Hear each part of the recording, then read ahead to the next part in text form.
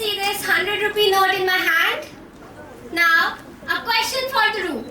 Out of every 100 rupee India makes, how much do you think goes to research and innovation? Well, it is 64 paise only, less than the GST on popcorn. And that exactly is why we are all here, to address the importance of research and innovation among youth. Now, one might ask, why only youth? Well, youth because Alexander was only 27 when he conquered half the world.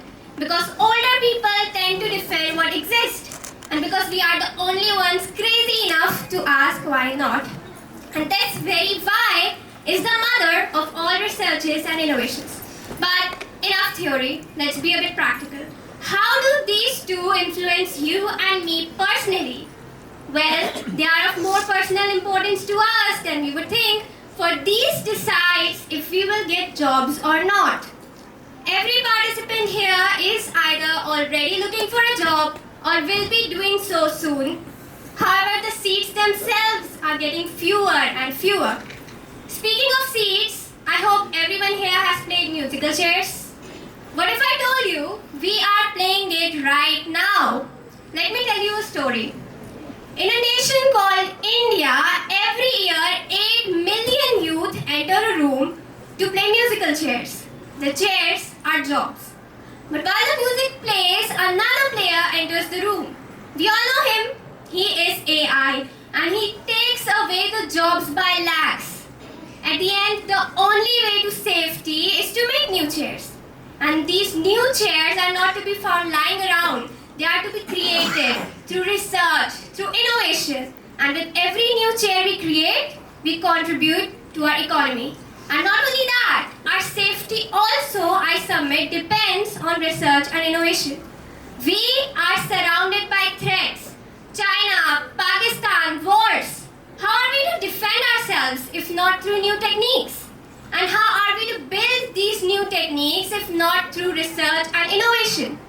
So, jobs, economy, safety, these twin forces decide all three. But not only that, they save lives too. Here's how.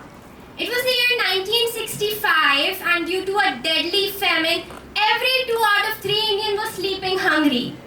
That was until our scientists researched and brought about a green revolution so successful that within 10 years of time we were exporting to 140 other countries.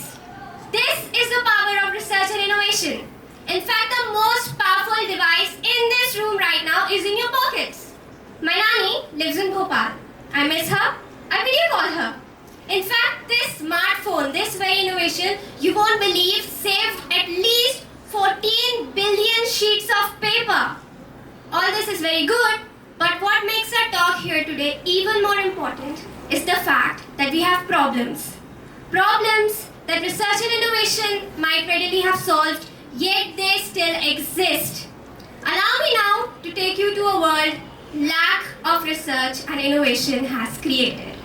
If the present scenario persists, then according to Niti Aayog, by 2030, 40% of us will not have access to water.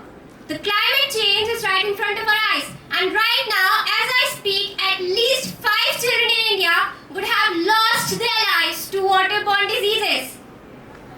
This shameful fact is a fact because 20 years ago, someone should have invented a cheap and accessible water filter. Then it was their responsibility, now it is ours. All these are big problems, yes, but every single one of them has a solution waiting. In a lab, in a notebook, in this room. So I ask, are we ready to be the next Alexander and conquer the world? Let's imagine a world where health and water are not privileges, but the climate is in control, where the people fighting cancer find a cure. This is what we can achieve if we work together. For, as Che Guevara said, youth is power. Youth is development. Youth is future. And out here, we are the youth. Thank you very much. Thank you so much, Aisha.